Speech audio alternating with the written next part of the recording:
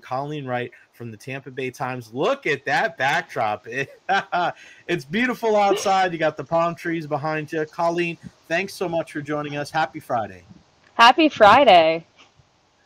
My goodness. I mean, yesterday, I texted Colleen last night, a little inside baseball. I said, any news happened today? Any big stories happen? I mean, just when you think that this thing is going to die down with the Rays and the stadium issues, are they going to stay in Pinellas? What is going on? It just absolutely turns on its head. So just kind of for those who don't know, Colleen, can you kind of just take us through a series of events from the start of yesterday to kind of the last thing that we saw last night? Oof. So the start of yesterday, I think it's important for people to know that what happened on Tuesday is the Pinellas County Commission met to pass bonds for the stadium, and they didn't. They actually voted to defer it. They didn't vote up or down, yes or no, approve or reject, but they actually voted to defer until December 17th. Yesterday, Thursday, was the city council's chance to either, again, approve or reject the bonds, but they also delayed. And the reason why it actually even got to a delay is that one of the council members who voted yes on the original deal, and actually her district includes Tropicana Field, she is the downtown city council member, said, she had concerns about infrastructure, referencing the hurricane, and some like sewage treatment plants had to come offline, and we've got to look at that. But also she was saying, we need more time to come to a better deal, because the Rays are out here saying this current deal on the table doesn't work. And so that led to a 5-2 vote to delay those bonds no later than January 9th. And then after that happened, and, Brian Auld got up there and said, actually, he was kind of put on the spot a little bit and was saying, actually, we kind of, wish you didn't really approve the repairs to Tropicana Field. It would have been better to maybe get a settlement. Instead, then the city council went back and actually revisited their vote on repairs to fix Tropicana Field's roof. We're talking $24 million. And they went back, revisited that vote, brought it up again, and unanimously took it down, because the city administration was pretty much saying, just scrap it and we'll bring you something different. And so everything is up in the air, because what does that mean for the use agreement, the current agreement that they have to play at Tropicana Field? They say that they can still make repairs and they wouldn't be taken to court over being in breach of that contract. But it was said by Brandy Gabbard, who's a council member who's been in favor of the stadium deal this entire time. She was the one who brought the vote back for the repairs, because she was like, I don't even know if we're going to have a deal. Right. Why are we doing this for an entity that we don't even know if we have a deal with yet? It was a cloud of confusion. The mood was not great. I mean, even city council members who have always been against this deal for reasons of they're against corporate welfare, they think it's a lopsided deal, the contract is weak, didn't feel good about it. The mood definitely turned. But yeah, we're more uncertain than ever what's going to happen. So in a nutshell, they meet to approve bonds. They also have repairs. They say yes to repairs, then say delay on bonds, then bring back the repairs and say, no, we're going to reject that and come up with another solution. I can't imagine what was going through the city council's head is like, all right, yeah, we're going to improve this. And then you look at Brian Auld and you look at the Rays and you're like, wait a second, you guys don't even want to do this. So what, they need to be, you would think like for the Rays, for something to repair their home, that they would be the people at the front of the line going, yeah, we need to fix this. This is what we need from you guys. This is what you need to help. And then the city council's kind of looking around like, if they don't want to help themselves, why should we help them?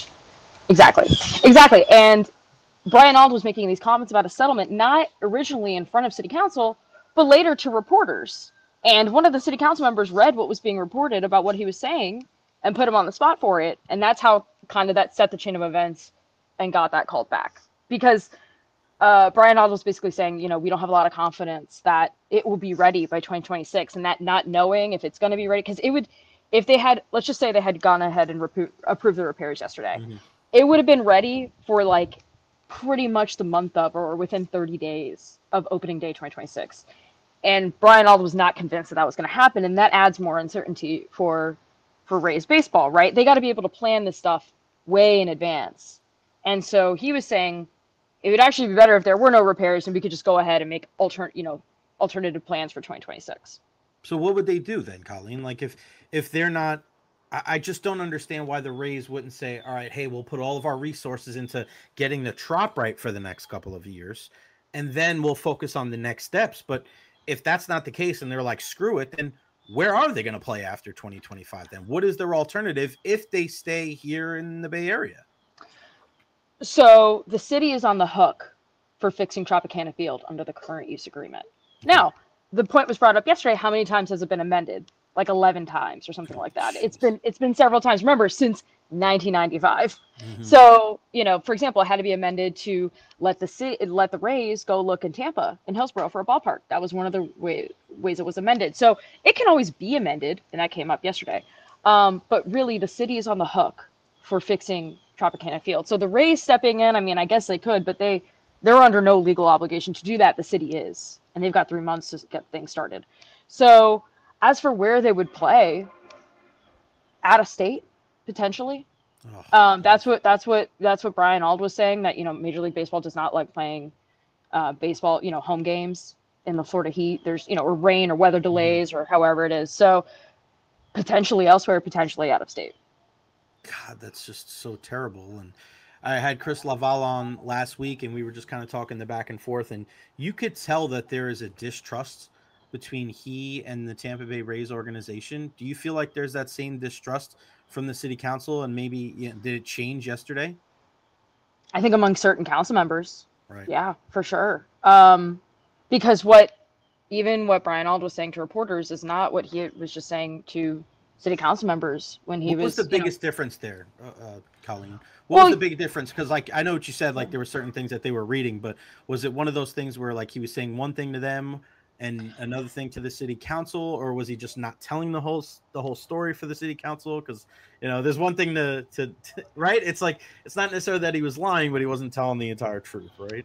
So I don't want to say anything about who's lying or what. What I want to get into, what I want to just spell out is that Brian was telling reporters, he was asked, "Is there a deal on the table?" And he said, "No, there is not." And I was like, "Well, why are we even having a bond vote today if there is no deal?" But the real reason is, and this came up, and I know that we're going back and forth between the repairs and what's happening with the new deal, but understanding these are all really intertwined, right? They are. They have to be. They are, and there's a lot of money attached to them, and there's a lot of unknowns, and none of this is. It's very confusing, and even me, and I was there the whole day. I was there from 9 a.m. Oh my to like almost 9 o'clock at night. It really comes down to the Rays say they want out, right? That there's no deal. The way for them to they can pull out of the deal that was approved in July, they actually can back out. They have to send a specific automatic termination letter, but they're not sending it. The city basically asked them for it, said, we expect, you to do the right thing and give us that letter. Is it coming? I don't know. Because why wouldn't they do that though, Colleen? Because they have the rights to purchase 65 acres of gas plant land that surrounds Tropicana Field. So they got that. They already have that in writing from the county and the city. So they don't want to give that up. The bonds are not a condition of any part of the agreement. The bonds that they were approving, it's not like they have to. I keep hearing contractual obligations. That was settled yesterday, that there actually are no contractual obligations for the city or the county to approve these bonds. They could just not approve them. So when they signed it, they signed that they would be on board with the deal, but how they come up with the money, that has nothing to do with the Rays. That has to do with the city and the county, right? They approved the package. It's very complicated, and I'm so scared of misspeaking because I know you're doing a great job. You're in the loop. It's very technical, but they approved pretty much like an overall package of this is what we're going to do. Okay. But the actual approval and finalize, kind of the final step or next step or however you're going to put it for the bonds, there's nothing in the contract that says, okay, if the city and county don't do this, there's no deal. What it does say is that if they don't approve, for example, on the city's end, if they don't approve the bonds, they can put 107.5% of the land that they're getting and just take that credit of what they didn't get in bonds and say, okay, well, we're not going to pay how I understand it. I'm not a lawyer, so I'm super, whatever. But I'm just putting what I put in my story. they can pretty much take that money that they were supposed to get on bonds and apply, for example, for the infrastructure, for the roads and sewers and the gas plant. City council delayed the bond, so they're really not rejected. But anyway, let's just say they do reject it. They could be like, okay, well, we're putting that money instead as a credit toward the land. And now you've got 65 acres of land that already was being sold at a significant discount. Now you have control, and maybe you get to keep it. Now, I don't know. All of this can be renegotiated. It can be brought back. It could be amended. But there is really a real estate deal in the background of all of this, and that's what's happening. So, like, if you turn in a termination letter now, you don't have those acres. But he's doing everything. The Rays are doing everything but giving a termination letter, which would actually end it. And that, the whole real estate aspect of it, so those that voted no, I know this is one of the things that Chris Lavala did not like about the deal, is he did not like about the land there, and the Rays, even if they sell the team, they still have that land. So that distrust that there is between, and let me ask you this too.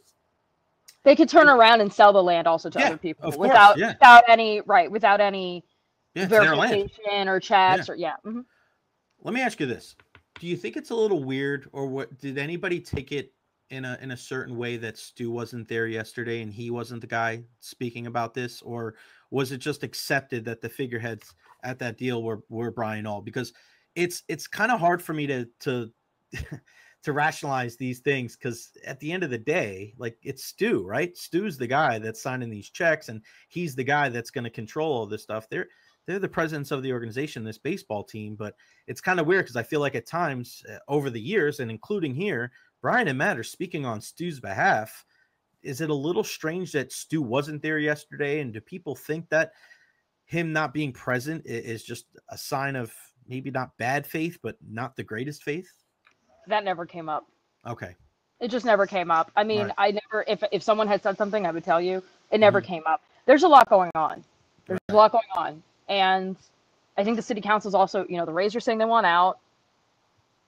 The votes on the county commission maybe won't be there. Maybe someone flips. There's hope. People are, even Mayor Ken Welch, that this is his brainchild. This is all him, is holding out hope, saying there remains a path forward. So, can you kiss and make up in December? I don't know. Will the Rays follow through on their agreement?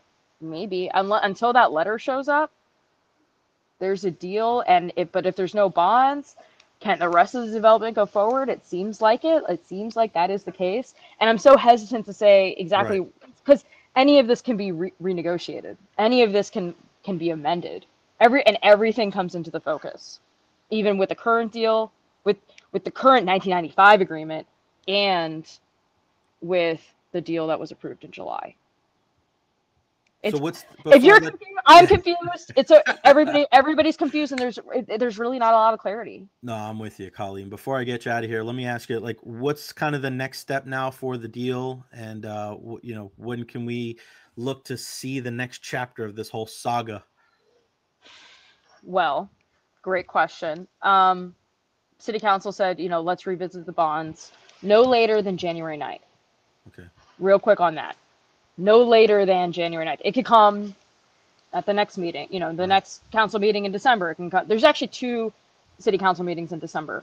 Perhaps it can come at one of those 2, right? Okay. If it goes until January, new city council members will be on that council. One of them has said on the record, people over baseball. Ooh. Not going to be friendly. Not super thrilled with the deal. The other one, he's more plain spoken. The guy he beat was way more. It's people, and he actually spoke at the meeting yesterday, and he was actually at the county commission on Thursday. He's very gung ho. The candidate who won, Mike Harding, is more, hey, let's take a look back and settle down. So less enthusiastic. You run into that. So you've got this January 9th date, but it could come before or after, and depending on that, that'll matter. But we know for sure December 17th, the county will meet again. The county commission will meet again. So what happens between now and December 17th, I mean, those are the only dates I can give you, because anything can happen in between then. We'll also, maybe the city comes back on repairs, and they'll figure something out on repairs. That's all I got. I mean, we don't know. Anything can happen between now and December 17th. Don't say that's all you got. You've had more than most. I mean, you've absolutely crushed this coverage. You've done such a great job. I was going to ask you if you were there yesterday, and you answered it without me even Oh, asking. absolutely. 9 in the morning till 9 at night. This is why you want to subscribe to the Tampa Bay Times. Follow her on all social media platforms. Follow her on Twitter, Colleen_Wright, and support local, man. That's a big thing with us. Support local at every turn. Colleen, you are the best. I appreciate it. Enjoy your weekend. I hope no crazy news breaks, and we'll talk soon, okay? Thank you, Jay. Take care.